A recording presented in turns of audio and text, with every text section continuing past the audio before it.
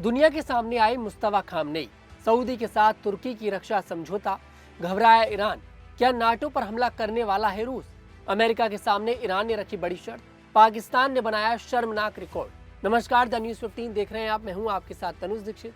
आप सभी का बहुत बहुत स्वागत है हमारे खास प्रोग्राम दुनिया के हालचाल में। दुनिया के हालचाल में आज इन बड़ी खबरों पर विस्तार से चर्चा करते हैं और शुरुआत करते हैं ईरान से। ईरान के सुप्रीम लीडर मुस्तफा खामनेई की सेहत को लेकर हाल में अफवाहें फैली कि उनकी हालत बहुत खराब है। इससे हड़कंप मच गया, लेकिन अब ईरानी मीडिया ने एक वीडियो जारी किया है। मेहर न्यूज एजेंसी के इस वीडियो में वे बिल्कुल स्वस्थ दिख रहे हैं और सहयोगियों से बात कर रहे हैं। रूसी मीडिया RT ने भी इसे शेयर किया। इससे पहले इजरायली मीडिया ने दावा किया था कि उनकी हालत गंभीर है। मुस्तफा ने 28 फरवरी को अपने पिता अयातुल्लाह अली खामनेई की हत्या के बाद सुप्रीम लीडर का पद संभाला। तब से वे पब्लिक में नहीं आए, सिर्फ लिखे बयान दिए। कहा जाता है कि हमले में वे घायल हुए थे। प्रेसिडेंट ने कहा कि उनसे सीधी बात मुश्किल है। कई रिपोर्ट्स में उनकी लोकेशन और सेहत पर सवाल उठे। ईरानी अधिकारी कहते हैं कि चोटें हल्की थी और वे काम कर रहे हैं, लेकिन वेस्टर्न सोर्स गंभीर चोटों का दावा करते हैं। अब वीडियो से अफवाहें थमने की उम्मीद है। वहीं सऊदी अरब, पाकिस्तान और तुर्की ने मक्का में एक संयुक्त रक्षा समझौता किया है। इस पर सऊदी क्राउन प्रिंस मोहम्मद बिन सलमान, तुर्की के राष्ट्रपति एर्दोगन और पाकिस्तान के प्रधानमंत्री शहबाज शरीफ ने हस्ताक्षर किए। समझौते के अनुसार अगर तीनों में से किसी एक देश पर हमला होता है तो उसे तीनों पर हमला माना जाएगा। तुर्की के विदेश मंत्री हाकान फिदान ने साफ कहा कि यह समझौता ईरान या किसी अन्य देश के खिलाफ नहीं है। उन्होंने बताया कि जो हमला नहीं करता वह निशाना नहीं है। यह प्रावधान नाटो के आर्टिकल 5 जैसा है। मदद मांगी जाएगी तो खुफिया जानकारी, लॉजिस्टिक सपोर्ट या जरूरत पड़ने पर सैन्य मदद दी जा सकती है।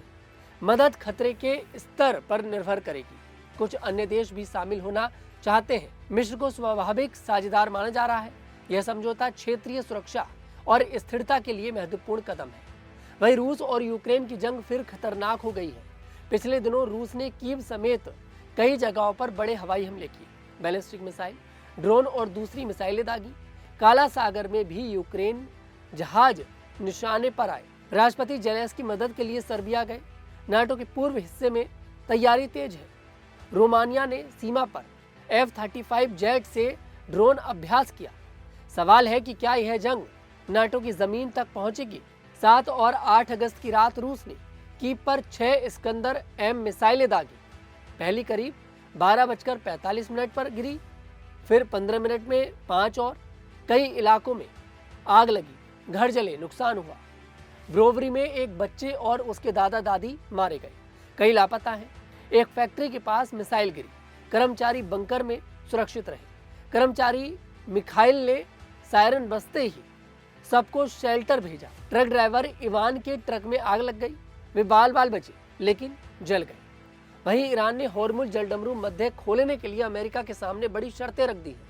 ईरान का कहना है कि जब तक अमेरिका अपना रवैया नहीं बदलेगा तब तक जल मार्ग नहीं खुलेगा। ईरान की मांगे हैं कि अमेरिका भविष्य में धमकी ना दे, ईरान और उसके सहयोगियों के खिलाफ युद्ध हमेशा के लिए बंद करे, बंदरगाहों की नाकेबंदी हटाए, क्षेत्र में फौजें वापस ले, युद्ध के नुकसान की भरपाई करे, प्रतिबंध हटाए और फ्रीज संपत्तियां लौटाए।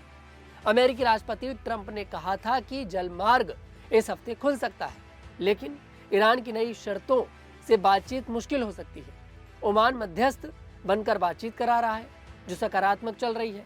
होर्मुज दुनिया का अहम समुद्री रास्ता है। हाल में जहाजों पर हमले भी हुए हैं। अब देखना है कि अमेरिका इन मांगों पर क्या जवाब देता है। वहीं पाकिस्तान में बच्चों के खिलाफ अपराध तेजी से बढ़ रहे हैं। डॉन अखबार की रिपोर्ट के मुताबिक बच्चों की सुरक्षा संस्था साहिल ने बताया कि 2026 के पहले 6 महीने यानी कि जनवरी से जून तक इसमें 1914 मामले सामने आए। इनमें सबसे ज्यादा 1015 यौन शोषण के केस थे।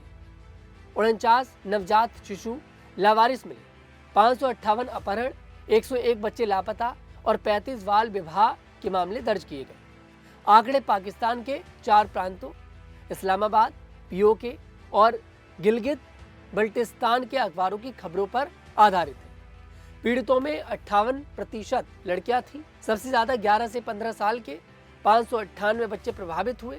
16 से 18 साल के 356, 6 से 10 साल के 329 और 5 साल या उससे कम उम्र के 95 बच्चे थे। 487 बच्चों की उम्र पता नहीं चल सकी। ज्यादातर अपराधी पीड़ितों के परिचित थे। 34% अनजान लोग थे। करीब 45% घटनाएं पीड़ित के घर में हुई। 57% केस शहरों में और 43% गांवों में हुए।